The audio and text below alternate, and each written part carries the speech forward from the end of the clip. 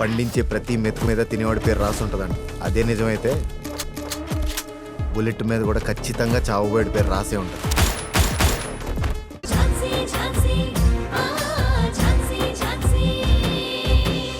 నేను ఈరోజు నైట్ మొత్తం ఝాన్సీ పక్కనే ఉండి తనని ప్రేమగా జాగ్రత్తగా చూసుకోవాలి. తన ప్రాణాలు అడ్డేసి మరి నన్ను కాపాడిన తనని నేను కాపాడుకోవాలి కదా. అందుకే నేను తన దగ్గరే ఉంటాను. ఓకేనా? ఇప్పుడు తెలుసుకున్నావుగా? ఫోన్ పెట్టేసి. మీరిలా చేయడం నాకేం మాత్రం నచ్చడం లేదు. నాతో పెళ్లి కొప్పుకొని ఇలా మరొక అమ్మాయి దగ్గర నైట్ అంతా ఉండి మీరు సేవలు చేయడం ఏంటి? ఇది కరెక్ట్ కాదు. ఇలా చేస్తే నాకెలా ఉంటుంది? నీకెలా ఉంటుందో నాకు తెలీదు, కానీ ఇప్పుడు నేను బ్రతికున్నది ఝాన్సీ వల్లే అని మాత్రం నాకు తెలుసు. మీరంటున్నట్టు నిజంగా మిమ్మల్ని కాపాడడానికి వచ్చిందా, లేక మనిద్దరికి ఎంగేజ్మెంట్ జరుగుతుందని తెలుసుకొని అది ఆపడానికి ఇంత డ్రామా చేసిందా? అయినా చేసినా చేస్తుంది, ఎందుకంటే తనలాంటి రకమే కాబట్టి. ప్రియాంక, అలాంటి అలవాట్లు నీకున్నాయేమో, తనకి లేవు. అయినా ప్రేమ గురించి నీలాంటి వాళ్ళకేం తెలుసు? ప్రేమ అంటే ఒకరికొకరు దగ్గరగా కలిసి ఉండటం కాదు. మనం ప్రేమించిన మనిషి మనతో లేకపోయినా ఆ మనిషి ఎక్కడున్నా సరే సంతోషంగా ఉండాలి అనుకోవడం.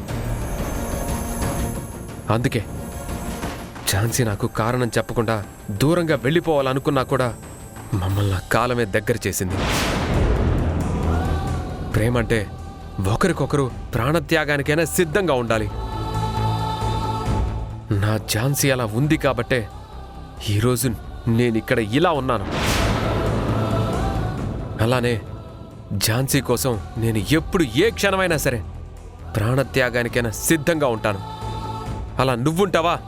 మరి మనసులో తన మీద చచ్చేంత ప్రేమ పెట్టుకుని నాతో ఎంగేజ్మెంట్కి ఎందుకు ఒప్పుకున్నారు? నేను ఎంగేజ్మెంట్ ఒప్పుకున్నానని నేనెప్పుడైనా చెప్పానా? అయినా నేను ఎంగేజ్మెంట్ ఒప్పుకున్నది ఇంట్లో వాళ్ళ బలవంతం మీద, ఏదో ఝాన్సీని మర్చిపోయి నిన్నిష్టపడుతున్నానని కాదు. ఎలాగో ఆగిపోయే ఎంగేజ్మెంటే కదా అని ఒప్పుకున్నాను. ఆగిపోయే ఎంగేజ్మెంట్ అని ఎలా అనుకున్నారు? నా మనసు చెప్పింది, నా అంతరాత్మ చెప్పింది. ఇంకా ఏమైనా కావాలా?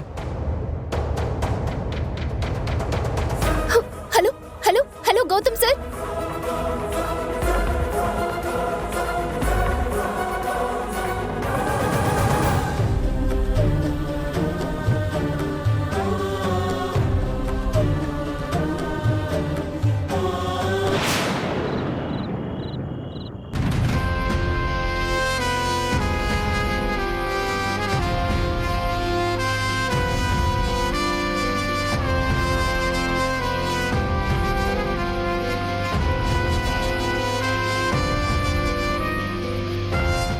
కమలా, గౌతమ్ ఏమైనా ఫోన్ చేశాడా? లేదు మావయ్య, ఇంకా చేయలేదు.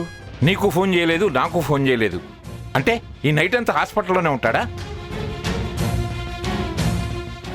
అయినా వాడికి అసలు ఏం పని అక్కడ? ఝాన్సీని చూసుకోవడానికి వాళ్ళ చెల్లెలు రాని వాళ్ళు ఉన్నారు కదా. వాడు చేయకపోతే కనీసం నువ్వైనా ఫోన్ చేసి అడగొచ్చు కదా, ఎప్పుడు వస్తున్నావు ఏమిటి అని. అదే విషయం అడుగుదామని ప్రియాంక నాకంటే ముందే గౌతమ్కి చేసింది మావయ్య. ఆ విషయం గురించి అడిగితే ఝాన్సీ కోలుకునే వరకు అక్కడే ఉండి తనని దగ్గరుండి చూసుకోవాలని చెప్పాడంట. చూసుకోవడానికి రాణి వాళ్ళు ఉన్నారు కదా, నువ్వెందుకు అంటే తన మాటని పట్టించుకోలేదంట. గౌతమ్ పెళ్లి చేసుకునే అమ్మాయితో అలా మాట్లాడడం ఎంతవరకు కరెక్ట్? అలా తన మాటని లెక్క చేయకుండా అక్కడే ఉంటాను అని చెప్పడంతో పాపం ప్రియాంక హర్ట్ అయింది మావయ్య. హర్ట్ అవ్వకుండా ఎలా ఉంటారు మరి అలా మాట్లాడితే? అయినా కాబోయే భార్యతో అలాగనే మాట్లాడేది. రానివ్వు, వాడు వచ్చిన తర్వాత అడుగుదాం. వదినా, వాడి సంగతి సరే, అన్నయ్య ఏంటి ఇంకా రాలేదు? కొంపదీసి అన్నయ్య కూడా ఈ నైట్ అక్కడే ఉంటాడా ఏంటి? ఏమో చంద్ర, నాకు కూడా తెలీదు.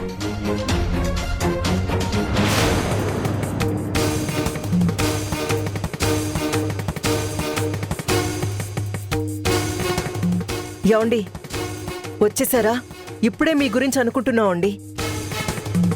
ఇప్పుడు ఝాన్సీకి ఎలా ఉందండి? పర్వాలేదా? ఇంతకు ముందే ఆపరేషన్ చేశారు, అంతా ఓకే. కానీ 2-3 రోజులు రెస్ట్ కావాలని చెప్పారు. ధన ఆపరేషన్ అయిపోయింది అంటున్నావు, మరి గౌతమ్ ఇంకా అక్కడే ఏం చేస్తున్నాడు? ఝాన్సీ దగ్గర తోడుగా ఉన్నాడు నాన్న.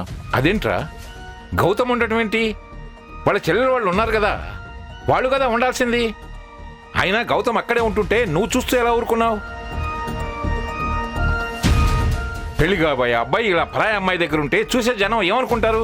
నువ్వైనా చెప్పాలి కదరా. మీరు ఇంకా ప్రియాంక గౌతమ్ పెళ్లి గురించి ఆలోచిస్తున్నారా? ప్రస్తుతానికి దాన్ని మర్చిపోండి.